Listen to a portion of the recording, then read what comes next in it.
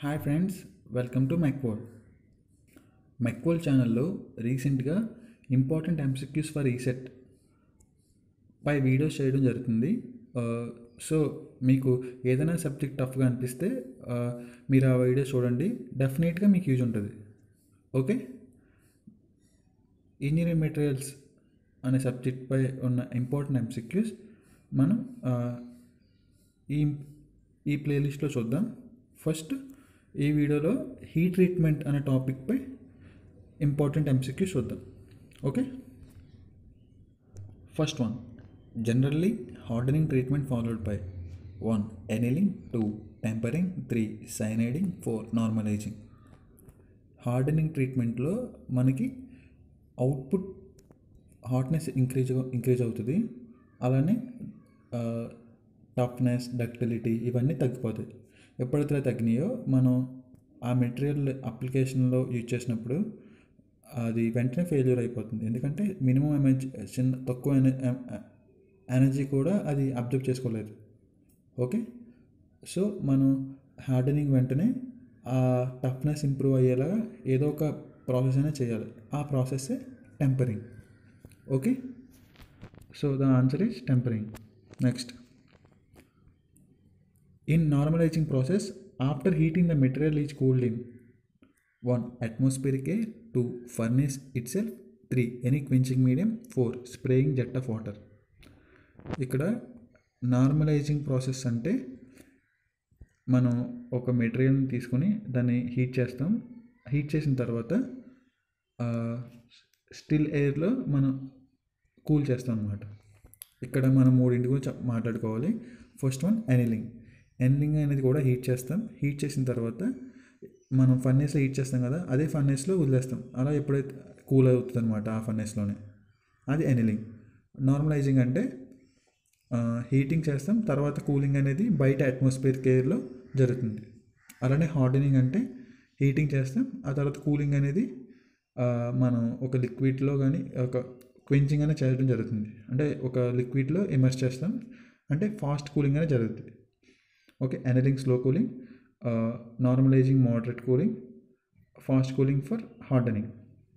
Okay, normalizing వచ్చేసరికి atmospheric air అనేది answer, furnace itself అనేది ఎనిలింగ్కి ఆన్సర్, ఎనీ క్వెంచింగ్ మీడియం అనేది హార్డనింగ్ ఆన్సర్. ఓకే, ఈ 3 విధాల్లో ఏదైనా అడగచ్చు. Okay, next, hardening treatment generally given to. Hardening అనేది మనకి హాట్నెస్ ఇంక్రీజ్ చేస్తుంది, కాబట్టి కింద ఇచ్చిన ఆప్షన్స్లో దేనికి ఎక్కువ హాట్నెస్ కావాలో దానికి మన హార్డనింగ్ అనేది యూజ్ చేస్తాం. ఓకే, ముందు మన ఆప్షన్స్ చూద్దాం. First one helical springs, second cutting tools, 3 structural steels, 4 railway rails. ఈ 4 ఆప్షన్స్ చూస్తే కనుక మన కటింగ్ టూల్స్లో హాట్నెస్ అనేది ఎక్కువ కావాలి. So option 2 is the right answer. Next, tempering is done. Okay, ఇందాక మాట్లాడుకున్నాం మనం హార్డనింగ్ తర్వాత టెంపరింగ్ చేయాలండి. హాట్నెస్ ఇంక్రీజ్ అవుతుంది, దాని తర్వాత మనం ఆ టఫ్నెస్ ఇంప్రూవ్ చేయడానికి మనం టెంపరింగ్ అనేది చేస్తాం. ఓకే, ఆప్షన్స్ చూద్దాం. To increase the hardness, 1 to decrease toughness and ductility, 3 to improve high temperature properties, 4 to stabilise the structure of metal. So option 1 correct కాదు, ఆప్షన్ 2 కరెక్ట్ కాదు. మనకు ఉన్నాయి 3, 4. 3 ఏంటి? To improve high temperature properties, 4 to stabilise the structure of metal. మనం ఇందాక మాట్లాడుకున్నట్టు toughness increase చేయడం అనేది major criteria. Okay, 3, 4 compare చేస్తే 4th వన్ దానికి రిలేటెడ్గా ఉంది, కాబట్టి 4th is the right answer. Next, hardenability can be determined by 1 universal testing machine, 2 Jominy test, 3 Rockwell hardness, 4 Vickers hardenability. Answer is 2 Jominy test. Next, surface treatment given at a depth of. Okay, బేసిక్గా surface treatment అంటే మనం ఒక material ఉంది, ఆ material only surface hard చేస్తాం, hardness అనేది సర్ఫేస్కి ఇస్తాం, లోపల ఉన్న కోర్ దాన్ని అలా వదిలేస్తాం, టఫ్గానే వదిలేస్తాం. ఇప్పుడు హాట్నెస్, టఫ్నెస్ రెండు ఆపోజిట్ అనమాట. అంటే హాట్నెస్ ఉంటే టఫ్నెస్ ఉండదు, టఫ్నెస్ ఉంటే హాట్నెస్ ఉండదు. మనకి బయట అప్లికేషన్ ఎలా ఉంటుందంటే ఆ మెటీరియల్కి బయట సర్ఫేస్కి హాట్నెస్ ఉండాలి, కాకపోతే ఆ మెటీరియల్ టఫ్గా ఉండాలి. అలాంటి సిచ్యువేషన్లో మనం సర్ఫేస్ హార్డనింగ్ అనేది చేస్తాం. ఈ సర్ఫేస్ హార్డనింగ్లో మేజర్గా మనం సర్ఫేస్ అనేది 0.2 mm టు 0.4 mm డెప్త్ వరకు హార్డనింగ్ అనేది చేస్తాం. So answer is 1. Next, gas carburising is carried out at an atmosphere. Okay, carburising అంటే అదొక కేస్ హార్డనింగ్ ప్రాసెస్. అంటే సర్ఫేస్పై మనం వేరే ఎలిమెంట్ కోట్ చేయడం వల్ల దాని యొక్క హార్డ్నెస్ ఇంక్రీజ్ అవుతుంది. కార్బరైజింగ్లో మనం కార్బన్ అనేది ఆ ఎలిమెంట్ అనమాట. అంటే కార్బన్ అనేది ఆ సర్ఫేస్పై ఎప్పుడైతే ఎక్స్పోజ్ చేసామో ఆ సర్ఫేస్కి ఆటోమేటిక్గా హార్డ్నెస్ అనేది ఇంక్రీజ్ అవుతుంది. ఓకే, ఈ కార్బన్ అనేది ఈ కార్బరైజింగ్ ప్రాసెస్లో ఏ మెటీరియల్ ద్వారా అవుతుంది అది క్వశ్చన్. ఓకే, ఆప్షన్స్ చూద్దాం. First one carbon monoxide and carbon dioxide. Second one NH4 or NH3. Third one CH4 or C3H8. Fourth one O2 and C. Okay, మనకి ఆ ఆప్షన్ చూస్తేనే అర్థమవుతుంది కార్బన్ అనేది కార్బన్ డైఆక్సైడ్తో కానీ కార్బన్ మోనాక్సైడ్తో కానీ అవుతుంది. So option is 1. Okay, next, annealing improves the. Annealing అనేది మనకి మేజర్గా ఎందుకు చేస్తామంటే దాని గ్రెయిన్ స్ట్రక్చర్ రిఫైన్ చేయడానికి, మెషనబిలిటీ ఎన్హాన్స్ చేయడానికి, అలానే డక్టిలిటీ పెంచడానికి, సాఫ్ట్నెస్ ఇంక్రీజ్ చేయడానికి, హార్డ్నెస్ తగ్గించడానికి. ఓకే, ఇప్పుడు ఆప్షన్స్ చూద్దాం. 1 డక్టిలిటీ, 2 హార్డ్నెస్, 3 కండక్టివిటీ, 4 పోరసిటీ. ఈ 4 ఆప్షన్స్లో కంపేర్ చేస్తే మనకి డక్టిలిటీ అనేది correct answer. Next, cyaniding is a process of.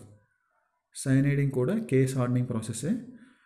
సైనైడింగ్లో మనం కార్బన్ నైట్రోజన్ని, అంటే సోడియం సైనైడ్ అని ఉంటుంది NaCN, ఆ సోడియం సైనైడ్ని ఎక్స్పోజ్ చేస్తాం. ఏదైతే మెటీరియల్ యొక్క సర్ఫేస్ హార్డ్ చేయాలనుకుంటున్నామో దానిపై ఈ సోడియం సైనైడ్ అనేది ఎక్స్పోజ్ చేస్తాం. ఎప్పుడైతే ఎక్స్పోజ్ చేస్తామో ఆ సోడియం సైనైడ్లో ఉన్న కార్బన్ నైట్రోజన్ రెండు స్టీల్ యొక్క స్టీల్ కానీ మెటీరియల్ ఏదో మెటీరియల్ అని ఆ మెటీరియల్ పై సర్ఫేస్ యాడ్ అయ్యి హార్డ్నెస్ అనేది ఇంక్రీజ్ అవుతుంది. ఓకే, ఆప్షన్స్ ఇప్పుడు చూద్దాం. 1 adding of carbon and nitrogen on the surface of steel. 2 introduction of cyanide into the surface of the metal so that hard surface would be formed. 3 removing some percentage of carbon from steel. 4 adding of nitrogen on the surface of metal. ఈ అన్ని ఆప్షన్స్లో మనకి compare చేస్తే first one is the right answer. Next, which of the following statements are true for annealing of steels? Okay, 1 steels are heated to 500 degrees Celsius to 700 degrees Celsius. 2 cooling is done slowly and steadily. 3 internal stresses are relieved. 4 all of the above. ఇక్కడ all of the above అని ఉంది కాబట్టి మనకి పైన ఇచ్చిన options అన్ని కరెక్టో కాదో మనకు తెలియకపోయినా మన ఆన్సర్ అని పెట్టే ఛాన్స్ ఉంది. ఎలా అంటే ఫస్ట్ మనకు అందులో తెలిసింది ఏంటో చూద్దాం. ఫస్ట్ ఇంటర్నల్, ఇందాక మాట్లాడుకున్నట్టు అనీలింగ్లో ఇంటర్నల్ స్ట్రెసెస్ అనేది రిలీవ్ అవుతాయి. ఓకే, ఆ పాయింట్ అది correct answer, third one. Next, cooling is done slowly and steadily.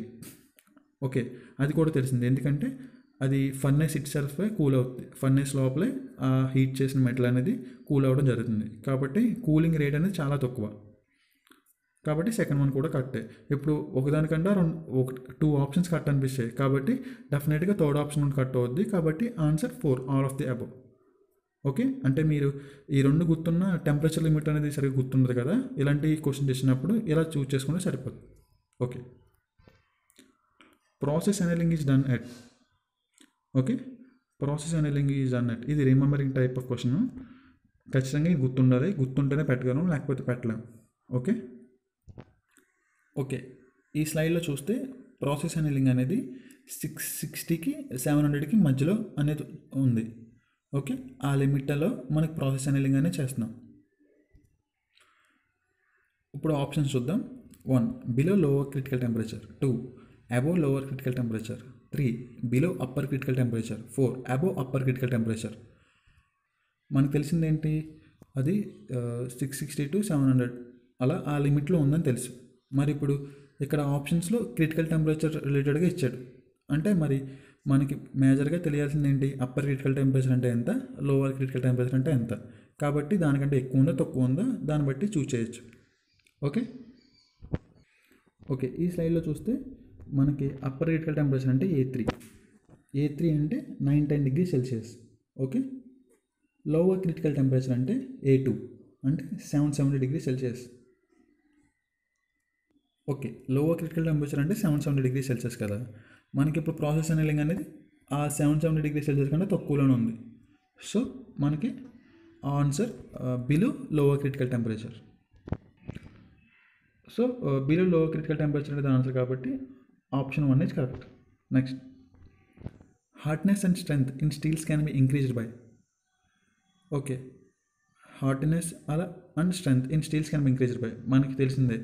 అనలింగ్లో ductility increase అవుతుంది, నార్మలైజింగ్లో డక్టిలిటీ తగ్గుద్ది, హార్డ్నెస్ కొంచెం లైట్గా ఇంక్రీజ్ అవుతుంది, హార్డనింగ్లో హార్డ్నెస్ ఇంక్రీజ్ అవుతుంది మేజర్గా. సో ఆన్సర్ అనేది option 2.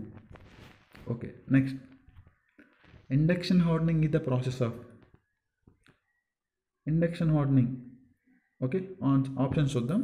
Hardening surface of work piece to obtain hard and wear resistant surface. 2 hardening core. 3 A and B. 4 heating and cooling capacity. మనం option చూస్తే క్లియర్గా అర్థమవుతుంది. ఇండక్షన్ హార్డనింగ్ అంటే ఇండక్షన్ ఫ్లేమ్తో మనం దాని యొక్క సర్ఫేస్ అనేది హీట్ చేస్తాం, సర్టన్ టెంపరేచర్ హీట్ చేసి అదే హార్డనింగ్ చేస్తాం ఫైనల్గా సర్ఫేస్ అనేదాన్ని. So surface only hardness increase చేస్తాం, లోపల కోర్ని ఇంక్రీజ్ చేయం. ఇక్కడ సెకండ్ ఆప్షన్ హార్డనింగ్ కోర్ అన్నాడు కాబట్టి సెకండ్ ఆప్షన్ అయితే కాదు. ఫస్ట్ ఆప్షన్లో ఏమన్నాడు, hardening surface of work piece to obtain hard and wear resistant surface, అంతే కదా. So option 1 is correct answer. Next, case hardening can be done by. Case hardening అంటే surface hardening process. అది maybe carburising అవ్వచ్చు, cyaniding అవ్వచ్చు, nitriding అవ్వచ్చు. కాబట్టి 3 case hardening ప్రాసెస్లే కాబట్టి answer 4, all of the above. Next, stainless steel contains. Okay, stainless steel అంటే స్టీల్కి alloy అనేది add చేస్తాం. ఆ అల్లాయ్ ఏంటంటే నిక్కిల్ అండ్ క్రోమ్ రెండు యాడ్ చేస్తాం. Okay, 18% chromium, 8% nickel. ఓకే, ఇచ్చిన ఆప్షన్స్లో క్రోమియం నికిల్ ఉన్నది 4th one. ఇక్కడ ఐరన్ అండ్ కార్బన్ ఉంది, ఎందుకంటే స్టీల్ అంటేనే ఐరన్ ప్లస్ కార్బన్, దానికి మనం ఎక్స్ట్రాగా క్రోమియం అండ్ నికిల్ యాడ్ చేస్తాం, ఫైనల్గా స్టెయిన్లెస్ స్టీల్ అనేది ఫామ్ అవుతుంది. Okay, which of the following is not the objective of annealing? 1 relieving internal stresses. 2 refine grain structure. 3 reduce softness. 4 improves machinability. Okay, annealing యొక్క objectives ఏంటి? Internal stresses తగ్గించడం, గ్రెయిన్స్ని reform చేయడం, అలానే మెషనబిలిటీ చేయడం, డక్టిలిటీ ఇంక్రీజ్ చేయడం. Okay, ductility increase అవుతే softness కూడా increase అవుతుంది. ఇక్కడ మనకి ఇచ్చిన ఆప్షన్స్లో థర్డ్ ఆప్షన్లో రెడ్యూస్ సాఫ్ట్నెస్ అని ఉంది. ఇక్కడ ఎనలింగ్ ప్రాసెస్ ద్వారా మనకి సాఫ్ట్నెస్ అనేది ఇంక్రీజ్ అవుతుంది, రెడ్యూస్ అవుతుంది. So answer is 3. Okay, next వీడియోలో remaining heat treatment process important MCQs అని చూద్దాం హీట్ ట్రీట్మెంట్పై. ఈ వీడియో మీకు నచ్చింది అనుకుంటున్నా. ఒకవేళ ఈ వీడియో క్వశ్చన్స్లో ఏదైనా డౌట్ ఉంటే కింద కామెంట్ చేయండి. అలానే మీకు ఏదైనా సబ్జెక్ట్పై ఇంపార్టెంట్ MCQs వీడియోస్ కావాలనుకుంటే ఆ సబ్జెక్ట్ కూడా కింద కామెంట్ చేయండి. Okay, thank you.